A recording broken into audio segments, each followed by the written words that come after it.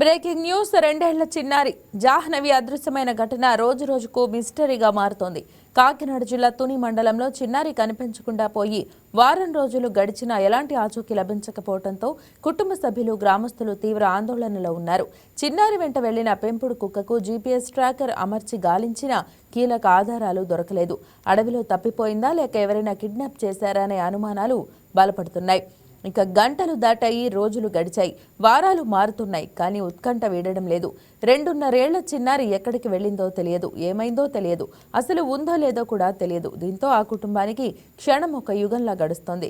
ఇంతకు జాహ్నవికి ఏమైంది? చిన్నారి జాడ ఇంతవరకు తెలియలేదంటే ఏమై ఉండవచ్చు? కిడ్నాప్ అయిందా లేక ఊహించనిది ఇంకేమైనా అయిందా అనేది మిస్టరీగా మారింది.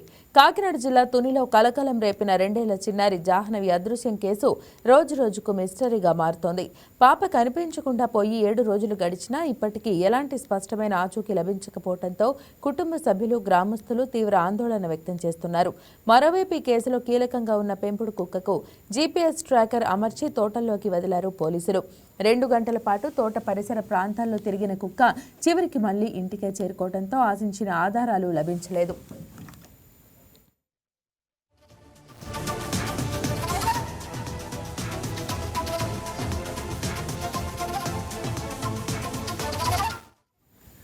దొండవాక పంచాయతీ సిహెచ్ అగ్రహారం సమీపంలోని 50 ఎకరాల పామాయిల్ తోటకు గణేష్, భవానీ దంపతులు కాపలాదారులుగా పనిచేస్తున్నారు. వారి 2 ఏళ్ల కుమార్తె జాహ్నవి గత శనివారం అడవి వైపు వెళ్లింది. అయితే చిన్నారి ఎంతకు తిరిగి రాకపోవటం పోలీసులకు ఫిర్యాదు చేశారు తల్లిదండ్రులు. దీంతో దాదాపు 200 మంది పోలీసు సిబ్బంది 500 ఎకరాల అటవీ కొండ ప్రాంతాన్ని గాలిస్తున్నారు.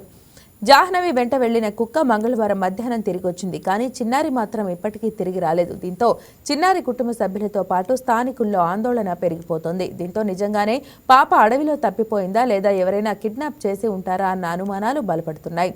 వారం రోజులైన చిన్నారి జాడ కనిపించకపోవడంతో కిడ్నాప్ అనుమానాలే బలపడుతున్నాయి. అందుకు అనేక కారణాలు కనిపిస్తున్నాయి. స్థానికులు, బంధువులు కూడా అదే అనుమానాలు వ్యక్తం చేస్తున్నారు. గ్రామంలోని ప్రతి ఇంటిని పరిశీలిస్తే ఆధారాలు లభించే అవకాశం ఉందని చెబుతున్నారు. కుమార్తె జాహ్నవి కనిపించక ఆ తల్లి భవానీ పడుతున్న బాధను చూస్తే మనస్సు కలుక్కుమంటోంది. బోనులో ఉన్న కుక్క దగ్గరకు వెళ్లి భవానీ మాట్లాడుతున్న మాటలు చూస్తుంటే ఆమె ఎంత బాధను అనుభవిస్తుందో అర్థమవుతుంది. జాను దగ్గరికి వెళ్తావా అంటూ కుక్కను పదే పదే అడుగుతోంది భవానీ.